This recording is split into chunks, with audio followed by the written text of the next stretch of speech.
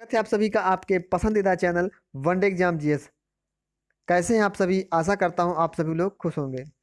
Corona महामारी इस समय सारे देश में है और इस समय मेरी आपसे गुजारिश है कि सभी लोग अपने अपने घरों में रहें, क्योंकि आज हमारे माननीय गृह मंत्री श्री अमित शाह जी को भी कोरोना पॉजिटिव पाया गया है। तो आप सोच सकते हैं, जब इतने बड़े मंत्री जी कोरोना पॉजिटिव हो गए हैं तो हम तो एक आम नागरिक हैं। इसीलिए मेरी आपसे ही गुजारिश है कि अपने घरों में रहें और अच्छे से पढ़ाई करें। इस वीडियो में हमने टॉप 20 क्वेश्चन सेलेक्ट किए हैं जो कि परीक्षा की दृष्टि से बहुत ही इंपॉर्टेंट है। यदि आप किसी भी वनडे एग्जाम की तैयारी कर रहे हैं, चाहे कि CHSL हो, यूपी लेखपाल की हो, MTS की हो, सभी के सभी क्वेश्चन बहुत ही इंपॉर्टेंट हैं। तो चलते हैं पहले क्वेश्चन की तरफ। तो क्वेश्चन नंबर पहला है स्क्रीन पर, भारत में कैग की नियुक्ति कौन करता है? चार ऑप्शन यहाँ पर दिए हैं। ए प्रधानमंत्री, बी लोकसभा, सी राष्ट्रपति या फिर डी वित्त मंत्री। तो क्वेश्चन मानस से आप पूछ रहा है कि भारत में कैग की नियुक्ति कौन करता है। कैग को हम महालेखा परीक्षक भी कहते हैं। क्या? नियंत्रक एवं महालेखा परीक्षक। कैग की नियुक्ति राष्ट्रपति करते हैं। ठीक है, ऑप्शन नंबर यहाँ पर सी सही है। क्वेश्चन नंबर 2 है यहाँ पर, हम भारतीय लोकतंत्र के विचारों को कहाँ पाते हैं?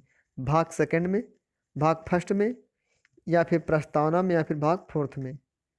क्वेश्चन हमारा है कि हम भारतीय लोकतंत्र के विचारों को कहाँ पाते हैं, यानी लोकतंत्र जो है यह संविधान के किस भाग में रखा गया है। ऑप्शन यहाँ पर सी सही है, प्रस्तावना में।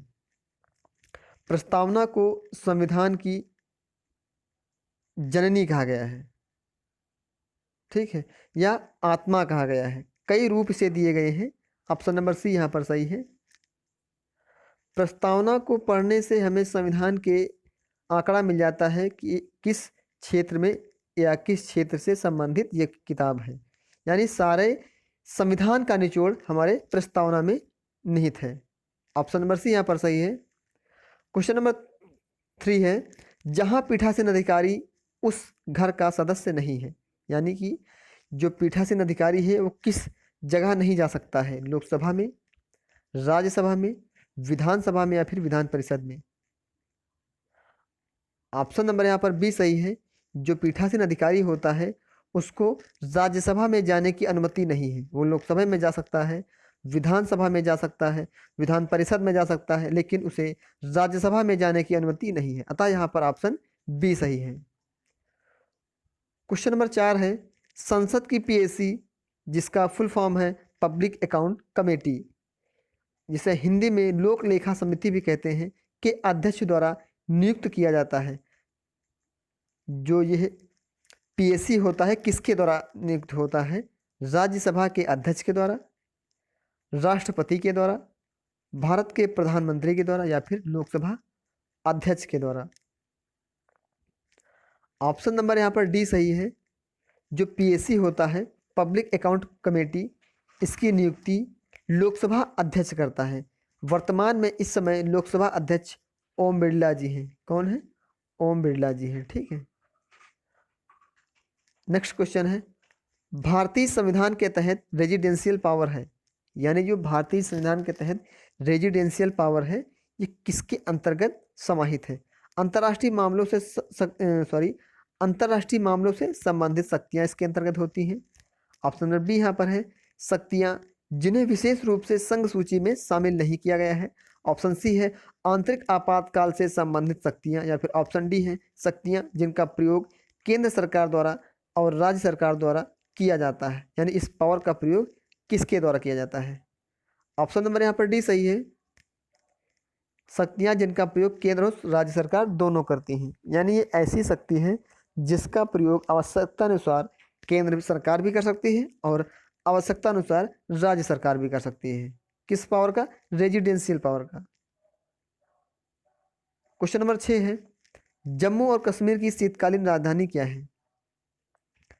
ए जम्मू, बी श्रीनगर, सी कश्मीर, या फिर डी दाचिगाम।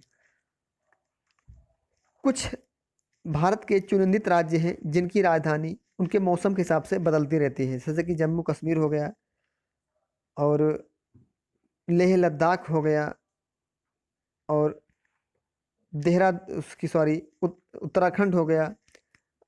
कई राज्य हैं, अभी आपको पढ़ने को मिलेंगे आगे, जिनकी राजधानी जो कि समय के हिसाब से बदलती रहती है। तो आपको क्वेश्चन नंबर 6 में बताना है कि जम्मू और कश्मीर की राजधानी क्या है।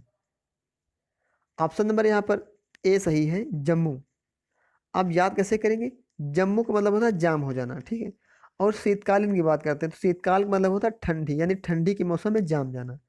आप ऐसे याद कर सकते हैं, ठीक है, कि शीतकाल के मौसम में जम जाना, यानी जम्मू की राजधानी शीतकाल में जम्मू है, ठीक है। और ग्रीष्मकाल में श्रीनगर।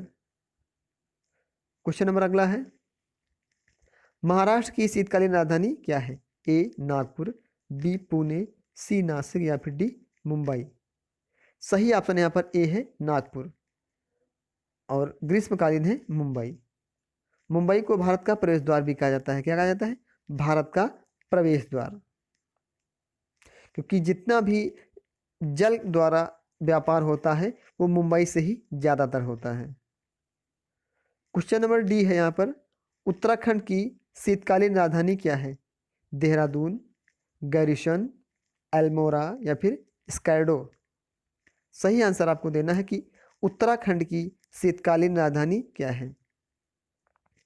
ऑप्शन नंबर ए यहाँ पर सही है, देहरादून। उत्तराखंड की शीतकालीन राजधानी देहरादून है। क्वेश्चन नंबर 9 है, लद्दाख की ग्रीष्मकालीन राजधानी क्या है? लेह, पोटाला, सियाचिन या फिर स्कैर्डो। लद्दाख की ग्रीष्मकालीन राजधानी क्या है? हाल ही में अभी लद्दाख को जम्मू कश्मीर से अलग किया गया है, यानी एक ये अलग अपना राज्य हो गया है, ठीक है। तो इसका आंसर है लेह। लद्दाख की ग्रीष्मकालीन राजधानी लेह है, जबकि शीतकालीन राजधानी सियाचिन है। शीतकालीन राजधानी सियाचिन है। ऑप्शन नंबर ए यहाँ पर सही है। क्वेश्चन नंबर 10 है यहाँ पर, उस व्यक्ति का नाम बताइए जिसने द डेथ ऑफ जीसस नामक पुस्तक लिखी। ऑप्शन ए यहाँ पर सही है, सॉरी ऑप्शन ए है पीटर हैंडके, ऑप्शन बी है पैट्रिक मोदियानो, ऑप्शन सी है डोरिस लेसिंग या फिर option D John Maxwell Coetzee. John Maxwell Coetzee, ठीक है। तो आपको सही आंसर बताना है कि द डेथ ऑफ जीसस नामक पुस्तक किस लेखक ने लिखी।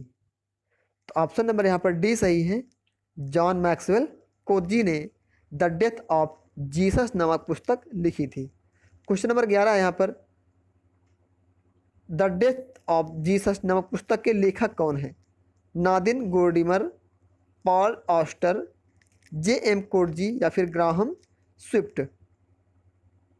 ये जो बुक है द डेथ ऑफ जीसस, इसके लेखक कौन है? सही आंसर आपको देना है, जे.एम. कोटजी ने द डेथ ऑफ जीसस नामक पुस्तक लिखी थी, अतः ऑप्शन यहाँ पर सी सही है। एक सेकेंड, क्वेश्चन नंबर 11 है यहाँ पर, सॉरी 12, भारतीय अर्थव्यवस्था में निम्नलिखित में से किसे संकीर्ण घन कहा जाता है? M1, M2, M3 या फिर M4। भारतीय अर्थव्यवस्था में M1 को संकीर्ण घन कहा जाता है। ऑप्शन नंबर यहाँ पर ए सही है। सभी के सभी इंपॉर्टेंट क्वेश्चन हैं साथियों। यदि आपको वीडियो पसंद आता है, क्वेश्चन हेल्पफुल लगते हैं, क्वेश्चन कुछ नए लगते हैं तो कमेंट जरूर करें, और यदि वीडियो अच्छा लगा हो तो लाइक करें। साथ ही साथ यदि आप हमारे चैनल पर नए हैं तो चैनल को सब्सक्राइब कर लें और साथ ही बेल आइकन प्रेस कर दें, जिससे आपको हर एक नई वीडियो पल पल मिलती रहे। अगला क्वेश्चन है, विक्टोरिया झील अवस्थित है संयुक्त राज्य अमेरिका में, बोलीविया में, पश्चिम ऑस्ट्रेलिया में या फिर पूर्वी अफ्रीका में। क्वेश्चन नंबर क्या है, विक्टोरिया झील कहाँ पर स्थित है? ऑप्शन सही है डी, पूर्वी अफ्रीका में विक्टोरिया झील स्थित है। क्वेश्चन नंबर अगला है 14, माल जो उपयोग या निवेश के लिए होता है उसे क्या कहा जाता है? अंतिम माल, गिफेन माल, निम्न कोटि के सामान या फिर मध्यवर्ती माल।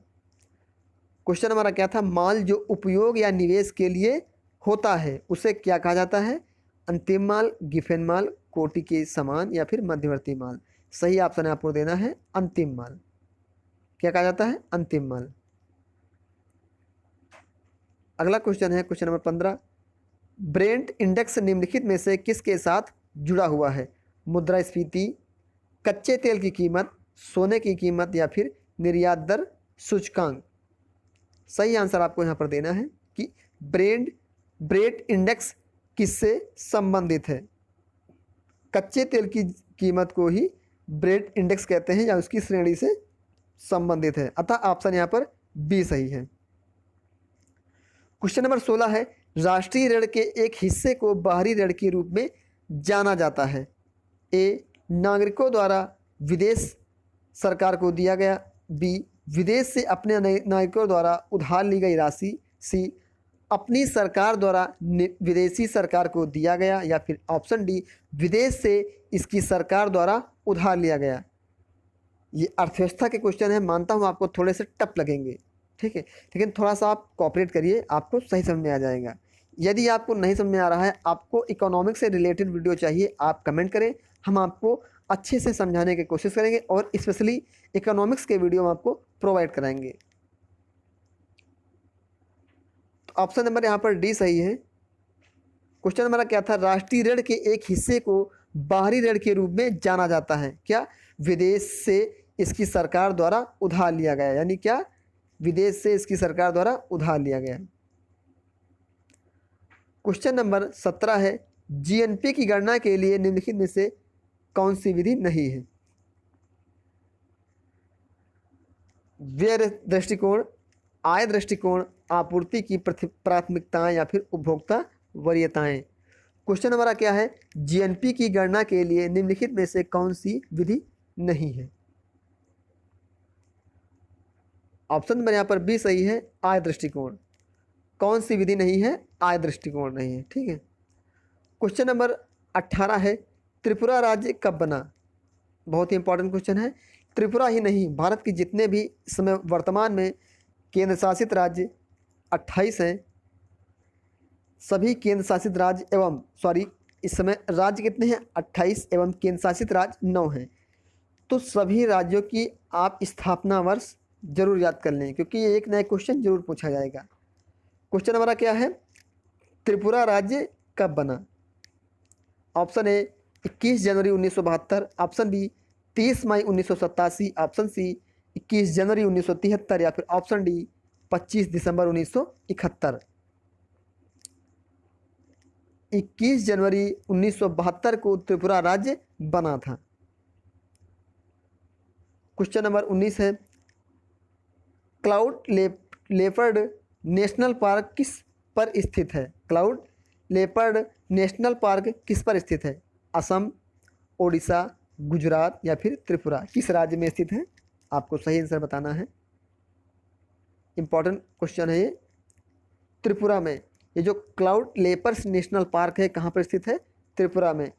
नेशनल पार्क हो गए, राष्ट्रीय उद्यान हो गए, जो भी ऐसे क्वेश्चन हैं आप बिल्कुल याद कर लीजिए, क्योंकि एक क्वेश्चन तो कहीं नहीं गया, ये आपको एक नंबर दिला के रहेगा। इसीलिए आप जितने भी नेशनल पार्क हैं इंपॉर्टेंट सभी के सभी याद कर लीजिए। आज का लास्ट क्वेश्चन है 20। त्रिपुरा में विधानसभा सीटों की कुल संख्या कितनी है? ए 60, बी 65, सी 52, डी 40। सही आंसर आपको कमेंट बॉक्स में देना है। एक आंसर तो आपको थोड़ा सा मेहनत करनी पड़ेगी।